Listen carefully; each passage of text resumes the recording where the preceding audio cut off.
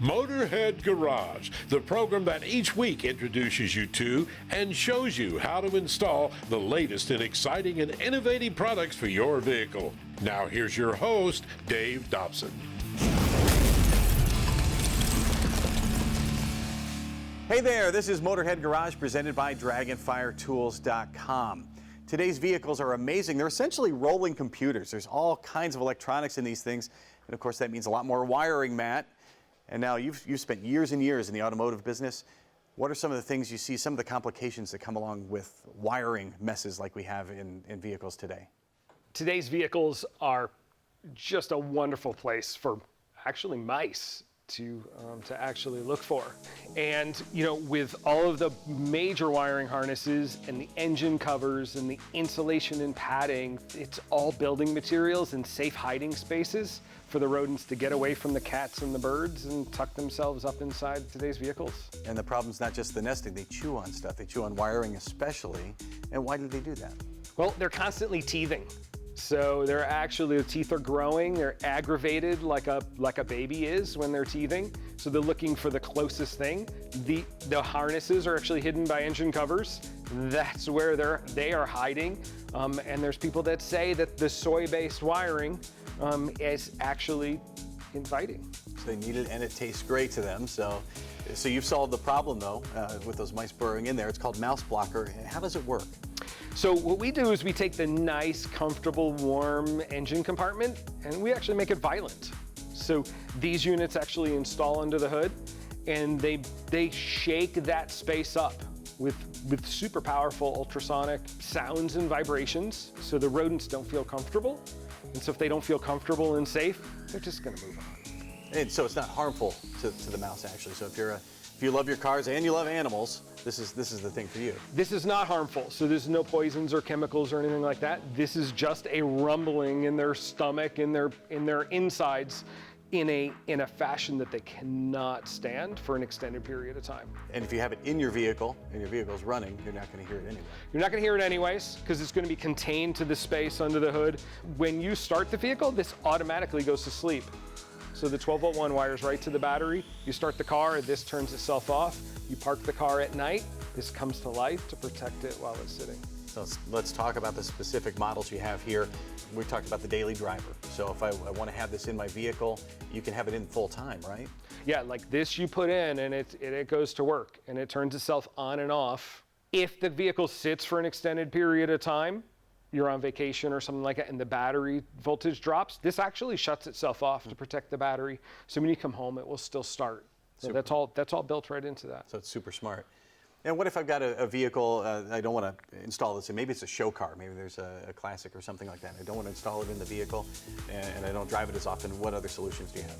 So vehicles that sit for more than 7 to 10 days, it's a great question because people have tractors and campers and RVs and show cars and motorcycles and stuff and their seasons and stuff, times we can't drive them. So we have a plug-in version of the Pro. And these both have our proprietary eviction mode, so they hit at 115 decibels on the highest setting. But this just plugs in simply to an extension cord. And then you set it on your asset, you set it under the hood of whatever you're trying to protect, plug it in, and let it do its thing. Very good. And then here, this is the 1000. This is obviously a bigger unit. This doesn't go under your hood. How do we use this and how do we use it in conjunction with the Pro? So this is a large space rodent deterrent. So this is designed with 4 long-range speakers to protect a 2-car garage. Direct protection here, then generic protection with the 1000. So we drive them out of the car, we keep them out of the car, then we drive them out of the space with the 1000. This is whisper quiet because we know it's in an open air environment, so you cannot hear this at all. Maybe little chirps here and there, but this is whisper quiet for that large space. Now I know some folks are watching this thinking, I've got a cat, or I've got mouse traps. I don't need the mouse blocker. Hear that all the time. The mice are actually hiding in your car from your cat. Why not help your cat? This drives them out of the spaces where your cat can't get, so your cat can actually do its job. You can let your cat do its job, let nature take its course. You don't have to use messy poisons. You can be humane to the mouse. Get them out of your vehicle with a simple insurance policy. You can find it at mouseblocker.com. We'll return with more Motorhead Garage presented by DragonFireTools.com right after this, so keep it right here.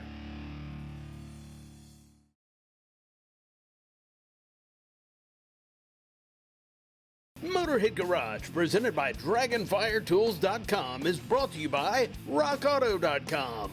All the parts your car will ever need. CampbellsCustomCare.com, home of the Dawn Detail Spray. And by PaintedAutoBodyParts.com, the leading U.S. auto body parts online store. This is Motorhead Garage presented by DragonFireTools.com. You know, I always say that the tire is the unsung hero of any vehicle. Your tire goes bad, you have a bad day, you're dead in the water. And the valve stem, Neil, is the Achilles heel of the tire itself. It can go bad in so many ways. What can go wrong? Well, it can get knocked out from a rock, from a stick, from various things on the trail with your ATVs on the farm. The same thing can occur. The sun is probably the biggest enemy to your tire valves from rot. They'll just break off, and then you've got to go change the whole thing. Now, how did your family experience trouble with the valve stem firsthand? Well, Kobe, my grandson, who I named the valve stem after, races ATVs. And he knocked one out one weekend, ruined his weekend. As you know, part of those wheels have a 24-bolt pattern for the bead locks. And it was just impossible for them, in the condition they were in, to change that valve stem. And it, needless to say, he was hacked off. And I just saw this thing. It just appeared in front of my eyes. And I told Kobe, the next time you go out, you'll have a tire valve you can install from the outside of your wheel. Let's see how it works. This is the one I built for Kobe. Okay, that's the original Colby valve right there. And then we get into the production, and we have this one we deem as an emergency valve. And this particular valve will fit your tractors and things, anything that has a 5/8 diameter hole in it. We have the little stubby, which is very small. It doesn't stick out too much from the small wheels, such as your lawnmowers, your ATVs, things of that nature. We have what we call the permanent valve, which I think is the best for overall purpose. We do have an aluminum version, anodized in the black, another permanent valve. These are all considered as permanent valves. This is what we call emergency valve. All right. It can be installed without a wrench. Ideally, this is a good product to have in your toolbox at all times. Just like Band-Aids or anything else. Sure, it's a Band-Aid for your tire. It may not be your tire, it may be your buddy's. Right. We find people using them, and they'll equip the entire vehicle, especially in the ATV, UTV, with them to begin with. They'll just use them exclusively. Well, how much stronger is this than a stock valve? We advertise it to be 20 times stronger. It failed in lab tests on pressure to 3,100 pounds. And we know it's going to last because this is your prototype. How long did that last in your vehicle? 41,000 miles in a front end of an F-150. Unreal. You have the emergency valves. How many folks are actually using the permanent ones right off the bat when they get new tires? In our shop and what we see sell online, the emergency does outsell the permanent because they can use the emergency for a permanent. It's not necessarily just for an emergency. It can be left in the tire. All right, well, let's see how the emergency one works. How confident are we that this is going to work? Well, Colby, we have a perfectly good tire here. Go ahead and take the valve stem right off here. There's no turning back now once we get this thing off. All right, that can happen to anybody on the trail. What are you doing there? I'm having to knock the rest of the valve stem back into the wheel just because where we cut it, it wasn't able to get the whole valve stem out of the wheel. Okay, so once you knock it in, then you take your Colby valve. Take your Colby valve. Basically, I've always told people you put it in the wheel just like an old John boat plug. After you insert the valve stem into the wheel, make sure the rubber's flush with the face of the wheel. You just simply start tightening it down.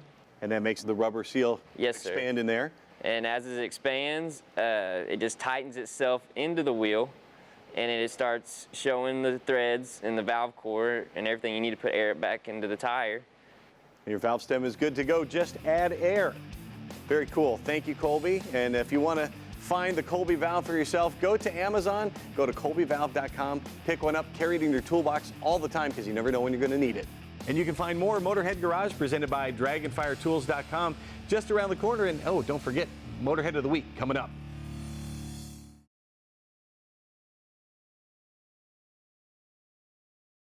Motorhead Garage, presented by DragonFireTools.com, coming to you from the Campbell's Custom Care Studio.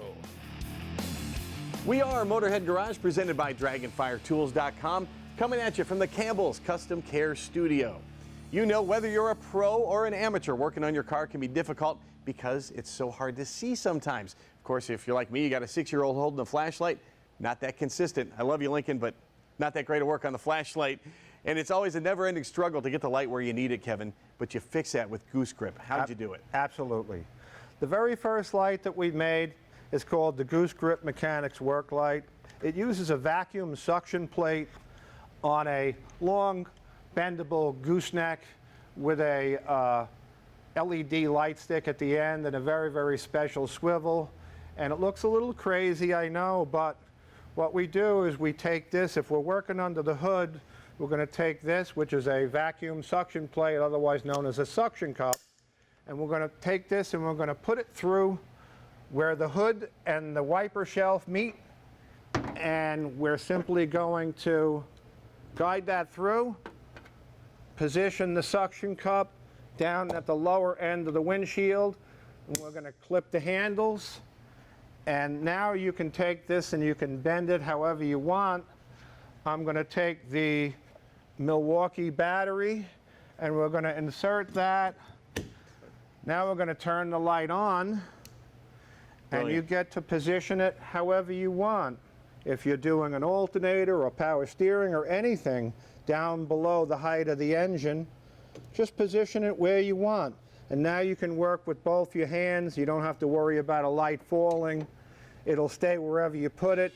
Everything is custom made. It doesn't break. It's really the definition of rugged.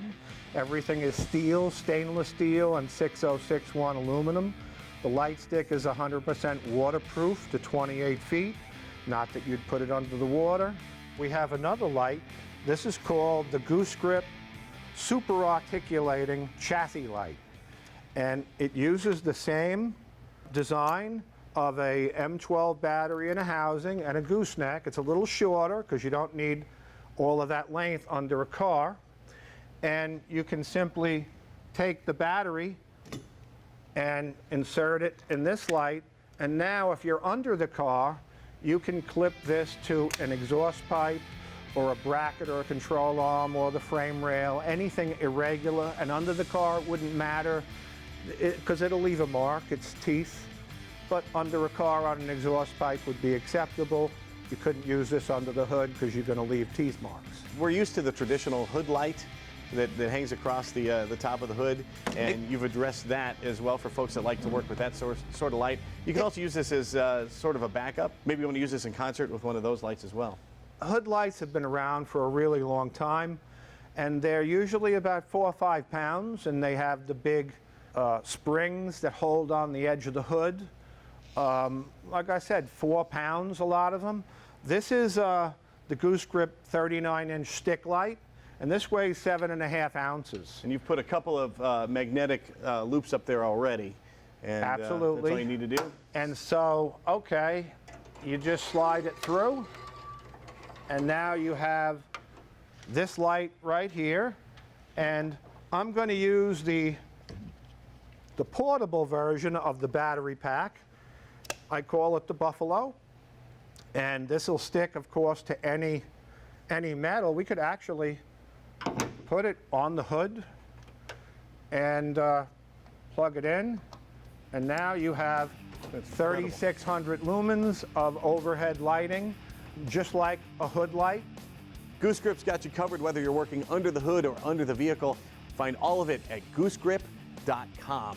And find more Motorhead Garage presented by DragonFireTools.com right after this.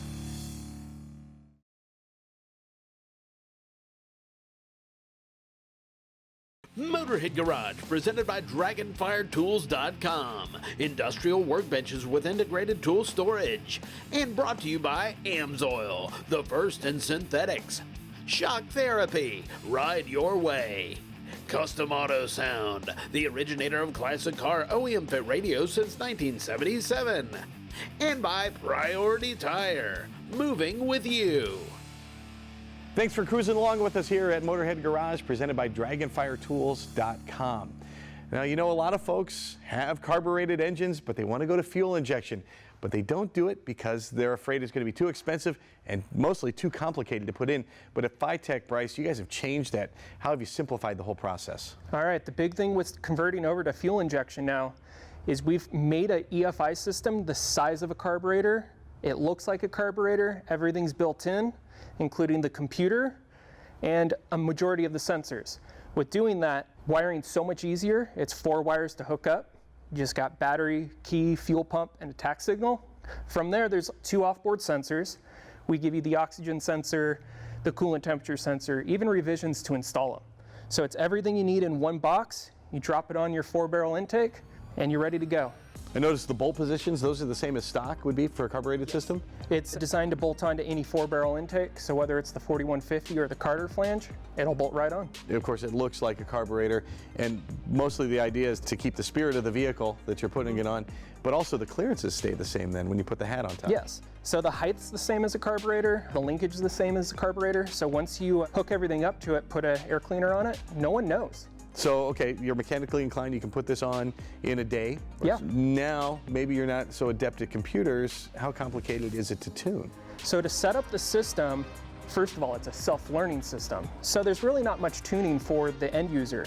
But to get it set up, we provide the handheld tuner with it. There's a menu that you want to go through when you first set up that tells the system how many cylinders is the engine, how many cubic inches is the engine, what is the idle speed, what is the rev limit, and then cam selection.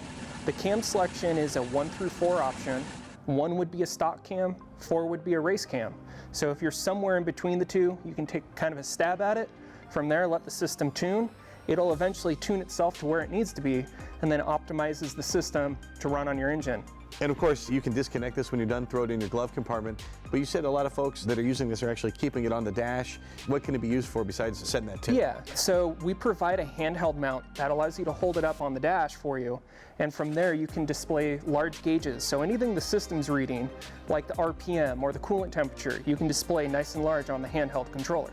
So a lot cheaper than buying a whole new gauge set. Absolutely. And we covered how easy it is to install. How reliable is the system once it's in my car? The systems are very reliable. So reliable that we're actually offering a 3-year warranty now on the systems. So if anything goes wrong within it, give us a call. We're going to be there. We're going to help you out. We're going to cover the system 3 years.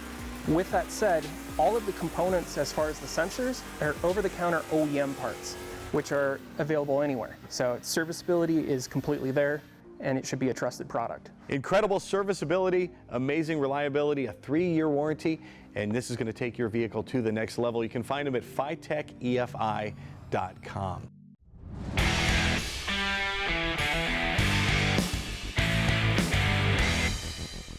Transmissions have evolved from the 2-speed Power Glide to the 8-speed to 10-speed automatic transmissions today. Welcome to this AMSOIL Tech Tip. Well, how did that all happen? It's all about the valve bodies, my friends. It causes the shifts. What is it and how does it work? Well, you can see it right here. It actually has a bunch of valves located in there. Shift valves, modulator valves, reverse valves, manual valves, everything that's directing that fluid to different chambers to make it happen. Here's one right here, and you can see all these passages right here, all these nooks and crannies cause that fluid to run around and go into the transmission at different points to achieve the different shifts. We're talking about shift solenoids right here. Those cause different shifts, 1, 2, 3, 4. This is a pressure control solenoid. Now all these solenoids and valves, they make the shift happen. Now Len, could you explain how this chart works? This is how it actually happens. I think if you can understand that, you can land on the moon. Absolutely. It's a complex machine, but it all starts here at the pump, and then it goes through all those passages to make the shift happen. That's good enough, Len. But a little bit earlier, I actually measured this. This is a manual valve, and your shift's connected to it, and you move it back and forth. I measured it with this vernier caliper here from the inside and the out, Len, and I have a little bit of thousandths, not too much play in there, and fluid has to make those valves move. How does that happen? That space that you're talking about, I mean, that's less than a sheet of paper, so there's not a lot of room for anything but the fluid. So the fluid has to remain fluid. So we're talking about detergency. We don't want to have buildup. We don't want to have varnish or any type of depositing in there, or it can create sticking. Now I see that a lot. These things get varnished up, the fluid's in there too long, you might have shift problems. It may be just as simple as changing your fluid or maintaining your fluid. Check them out on the website at amsoil.com.